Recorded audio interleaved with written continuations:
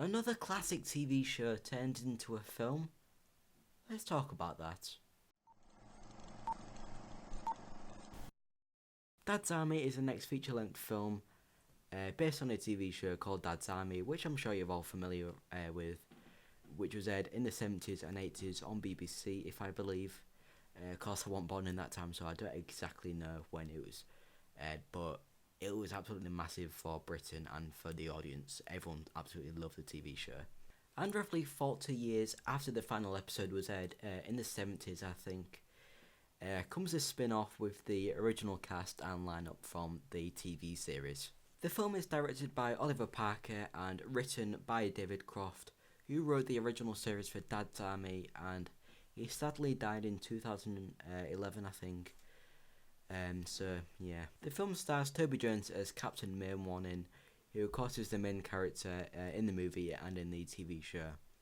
And the film also stars Bill Nighy and Michael Gambon, and a whole load of people of actors in this film. Now, I wasn't sure what to think going into this movie, because I've seen some TV shows that are brought back into movies. For example, Mrs. Brown's Boys, that came out in 2014, I think. And the Bad Education movie, originally from BBC Three, this series brought into a movie last year, which I thought both their movies were just awful. They shouldn't have been movies, and I think they ruined the TV shows altogether. However, I was very interested in how they were going to theme this film. For of course, Dad's Army is based on World War II in 1944, I think. I'm not 100% sure of my facts, but I think that's about the right time this was based upon. And also, a large section of this film was filmed in East Yorkshire, including Flamborough, which plays a huge part in this film, Bridlington, which is kind of based upon their hometown, and Beverley, of course my hometown, which I live in. So I had mixed opinions going into this film, and after the film came out, I had mixed opinions, both positive and negative, based upon the characters and the whole plot and everything, which I'll discuss in a minute. Now let's discuss the positives first of all for Dad's Army. Now, I loved most of the characters. I didn't love all of them, but I'll explain that in a little bit later on. But especially the main character, Captain Mainwaring, I absolutely loved him from start to finish. Some sort of code. What sort of language is that? German, there. It's the characters and catchphrases and theming that makes this film ironic, and it makes me proud to be English, proud to be British, of the British culture that we live in today. And of course the British comedy as well. It's just a typical British comedy film with little jokes here and there. And we have a short clip from Dad's Army to show you. MI5 have picked up another signal from the spy. It's imperative that he's caught, Mainwaring. The Allies cross into France in 48 hours. Wonderful sight. Man and woman united in common cause. Whatever you say, dear. This is it, men. Our chance to play a real part in this war. There he is, sir.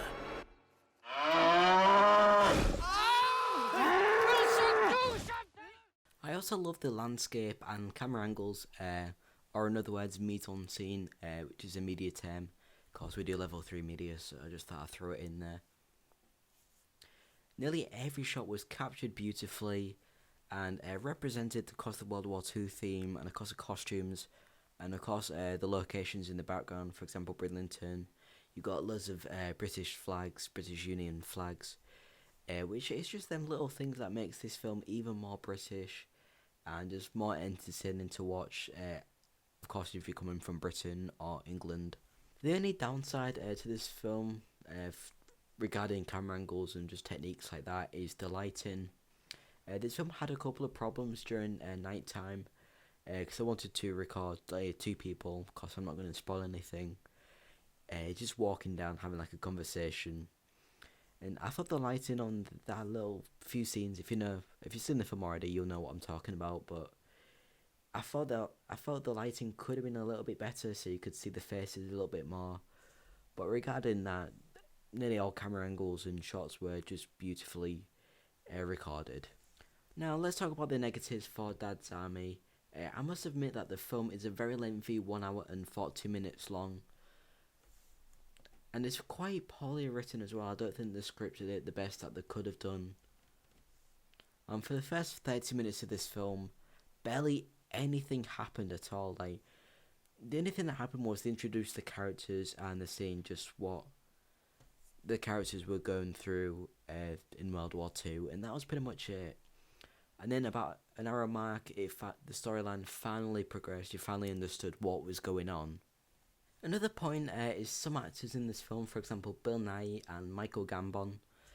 I didn't think they were that great. Quite a few people would probably disagree with me, but that's just my opinion. And I love the actors, for example, being Bill Nighy in About Time in 2013, I believe. I love all these films that he does, and especially Michael Gambon in Harry Potter. Of course, I'm a huge Harry Potter fan, so yeah. And I felt like these two characters just played themselves. And Michael Gambon, I don't think he had a really good role in Dad's Army. And he wasn't a very important cast. He was just there just to make the film a little bit more entertaining for the people, just adding some more celebrities in, if you will. But overall, if you just want to relax, just see a film that's not a blockbuster or like a massive action-packed Marvel film, whatever you want, then I think this film is worth a watch, but it is a very lengthy film. And if you are a Dad's Army fan, you might like this film, but you might be bored of it. It's definitely got mixed opinions, but overall, I'm going to give Dad's Army a 6.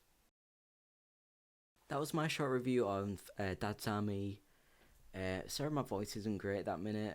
I'm not feeling too well. My voice is just slightly going. But anyway, have you seen the film Dad's Army? Let me know, what do you think of it in the comments. And what film should I review next? Of course, let me know. And I'll see you guys in the next review. Peace.